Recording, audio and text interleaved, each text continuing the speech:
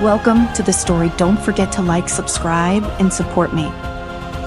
The sun dipped low on the horizon, casting long shadows over the ancient forest. Morgana stood at the edge of the tree line, her gaze fixed on the crumbling ruins hidden deep within. She had been searching for years, combing through forgotten texts and whispered legends until, finally, she had found Ida, the Book of Darkness, a tome so powerful that even the greatest sorcerers dared not speak its name. And now, it was within her reach. Her fingers curled around the pendant hanging from her neck, a relic passed down through generations of her bloodline. It hummed with the same energy she felt emanating from the ruins, pulling her closer. Every step she took was deliberate, the weight of her decision heavy in her chest. This was it. This was her moment. The air grew colder as she approached the entrance, the towering stone archway overrun with vines and moss. She stepped through, her boots crunching on the ancient stone floor. Inside,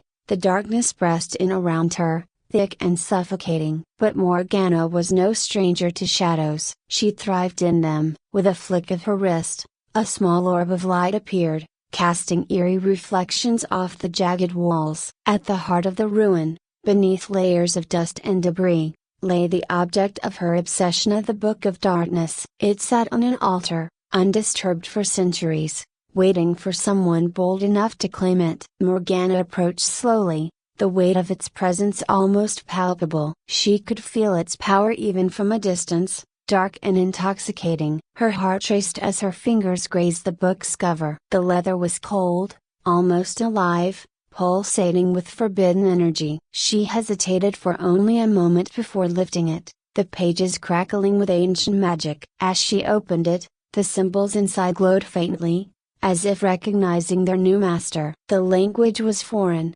twisted and dark, but Morgana understood it as if it had always been a part of her. She smiled, the weight of her years of frustration and resentment finally lifting. With the power contained within this book, she would no longer be the outcast, no longer in Arthur's shadow. She would be queen, and no, more than queen. She would rule over all, and none would stand in her way. In Camelot, Merlin stirred from his sleep, a sudden jolt of cold fear running through him. His dreams had been troubled of late, filled with visions of darkness creeping over the land. Now, he knew why. Morgana. He could feel her presence, the ripples of her newfound power spreading through the magical currents like a storm. He rose from his bed, his face grim as he made his way to Arthur's chambers. Arthur was already awake, his brow furrowed as he stared out of his window at the same setting sun that Morgana had walked beneath. He didn't turn when Merlin entered,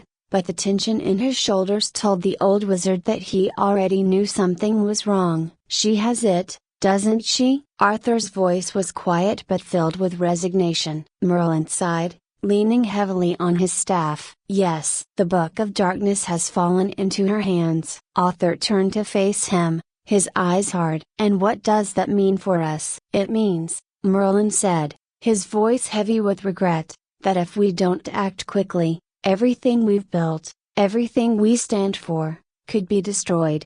Arthur paced the room, his mind racing. "We have to stop her." "But how?" Merlin shook his head. "Stopping her will not be easy. The power she now wields are broken bar. It's beyond anything we've ever faced." "Then we gather our allies," Arthur said firmly. "The knights, the kingdoms that stand with us." "We'll need everyone." Merlin hesitated. "There's more. The magic of the Book of Darkness is not just destructive, yet it's corrupting. It will change her, Arthur. She's already dangerous, but with these a broken bar she may no longer be the Morgana you once knew." Arthur stopped in his tracks, the weight of Merlin's words sinking in. Morgana was not just his enemy, she was his half-sister, a woman he had once cared for deeply, despite their differences. But now, he wasn't sure who she was anymore, or what she would become. Meanwhile, in the depths of the forbidden forest, Morgana sat by the flickering light of a fire,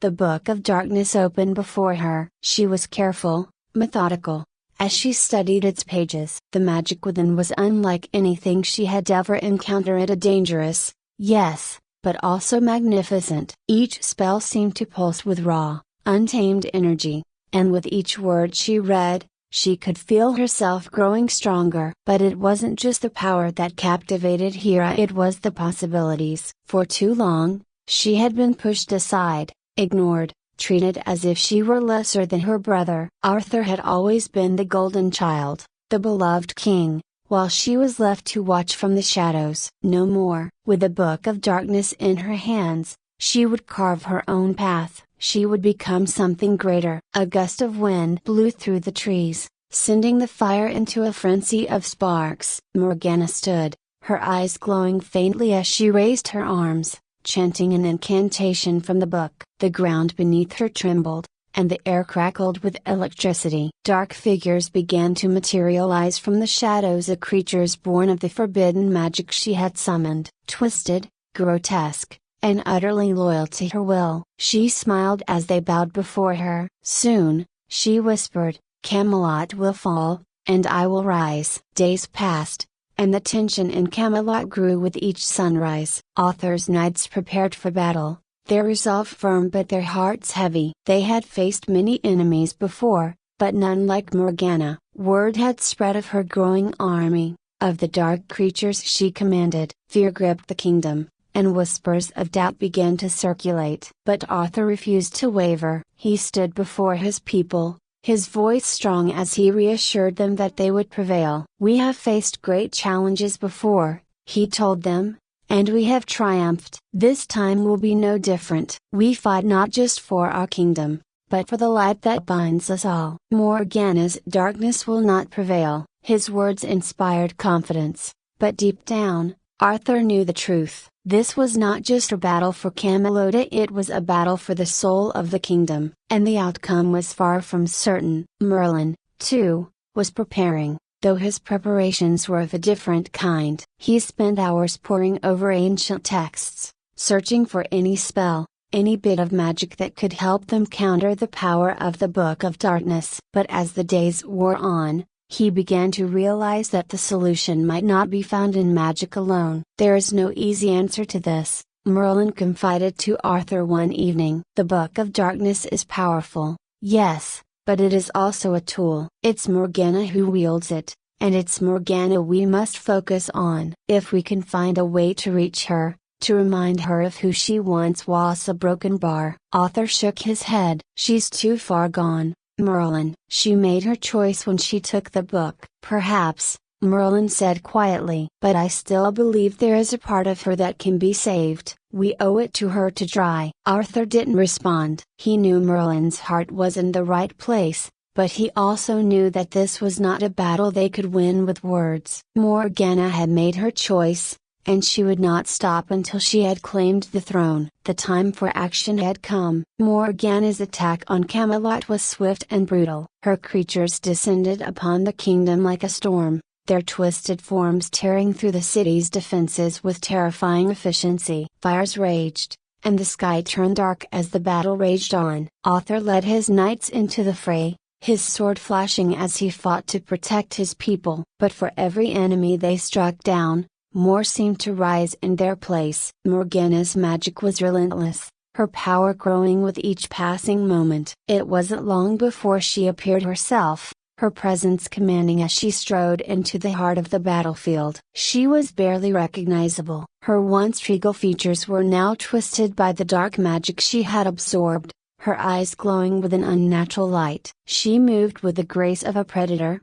her every step calculated, her every word laced with venom. Arthur, she called, her voice carrying over the chaos. Are you ready to surrender? Arthur turned to face her, his heart heavy. He had known this moment was coming, but that didn't make it any easier. I will never surrender to you, Morgana, he said, his voice steady. She smiled, a cold, cruel smile. Then you will die. She raised her hands, and the ground beneath Arthur's feet began to tremble. Dark tendrils of magic snaked through the air, reaching for him, but he was ready. With a shout, he raised his sword, the blade glowing with the power of Excalibur. The magic collided with the sword in a blinding flash, and for a moment, everything was still. Then, with a roar of defiance, Arthur charged at Morgana, their swords clashing with a sound that echoed across the battlefield. Morgana met Arthur's charge head-on,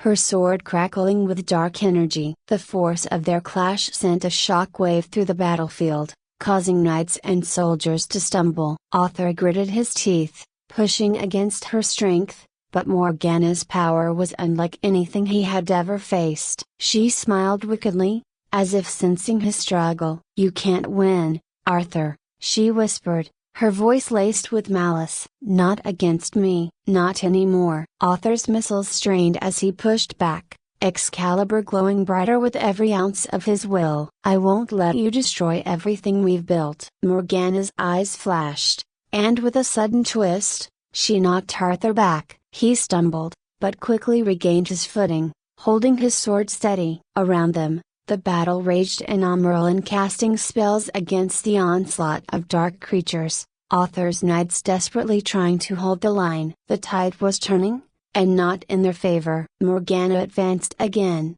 her movements swift and deadly. Arthur blocked her strikes, each blow sending vibrations up his arms. But he was tiring. She could feel it. Every swing of his sword became just a little slower, every breath a little more labored. "I don't have to destroy it," she said, her voice soft but deadly. "I just need to remake it under my rule." Arthur's gaze hardened. "Camelot will never be yours, Morgana." "Then watch it fall," she hissed. She raised her hand, and a wave of dark magic surged toward him. Arthur barely had time to brace himself before the force hit him, throwing him across the battlefield. He landed hard, the air knocked from his lungs. His vision swam, but he forced himself to stand, Excalibur still clutched in his hand. Merlin appeared at his side, his face lined with exhaustion but his eyes sharp. "We have to end this, Arthur." "I know," Arthur replied, his voice hoarse. He looked at Morgana, standing tall amidst the chaos, her power radiating like a dark sun. "But how?" Merlin's gaze flickered to the Book of Darkness, still clutched in her other hand. "The book is the key. As long as she has it, she's unstoppable." Arthur nodded, his mind racing. Destroy the book. That was their only chance. But how could they get close enough? As if reading his thoughts, Merlin whispered, "Leave that to me." Before Arthur could respond, Merlin stepped forward, his staff glowing with ancient magic. He raised it high, chanting in a language that Arthur didn't understand but felt deep in his bones. The ground beneath them trembled, and a fierce wind began to whip through the battlefield. Morgana's eyes narrowed, sensing the shift in power. "What are you doing, Merlin?" Merlin didn't answer. His spell intensified, the wind howling louder, swirling around them like a storm. Arthur could feel the pull of the magic,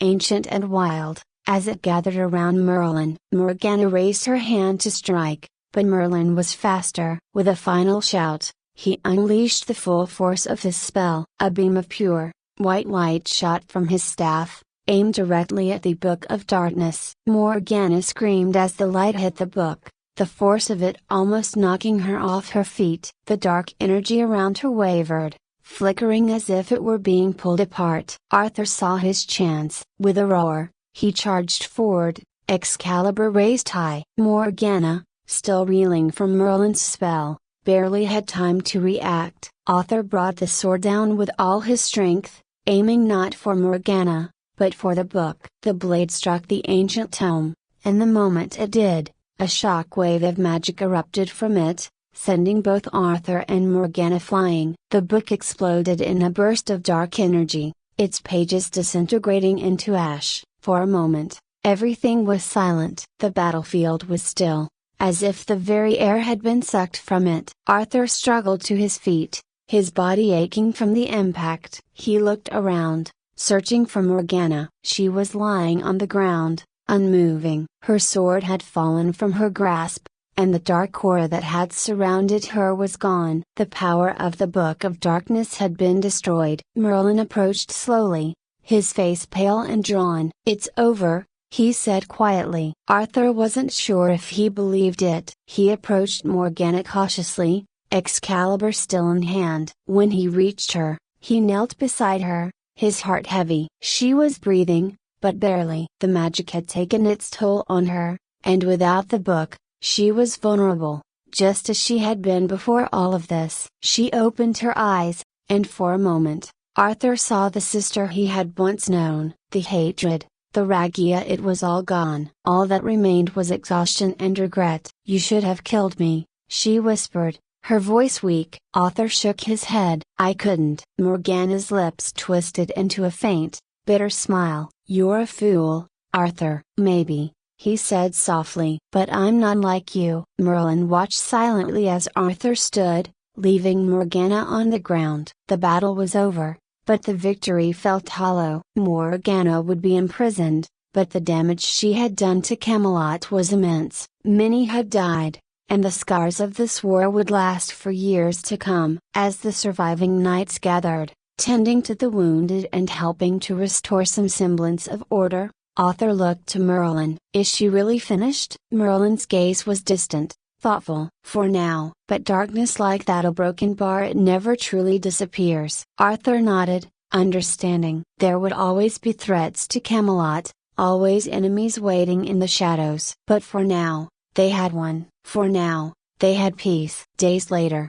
Morgana was taken to the deepest dungeon in Camelot, her magic sealed by Merlin's strongest wards. She offered no resistance, no words. She was a shadow of the powerful sorceress she had been, her spirit broken by the loss of the Book of Darkness. Arthur stood before her cell, looking through the bars. "I never wanted this," he said quietly. Morgana didn't respond. She sat in the corner of her cell, staring at the floor, as if she hadn't even heard him. Arthur turned away, his heart heavy. He knew that this wasn't the end, not really. Morgana's fate was uncertain, and the power she had once wielded still lingered in the world. But for now, he had to focus on rebuilding Camelot, on healing the wounds left by the war. Merlin joined him as they walked away from the dungeon. "You did the right thing," the old wizard said gently. Arthur didn't reply. He wasn't sure there was a right thing in all of this. But he knew one thing for certain: Camelot had survived,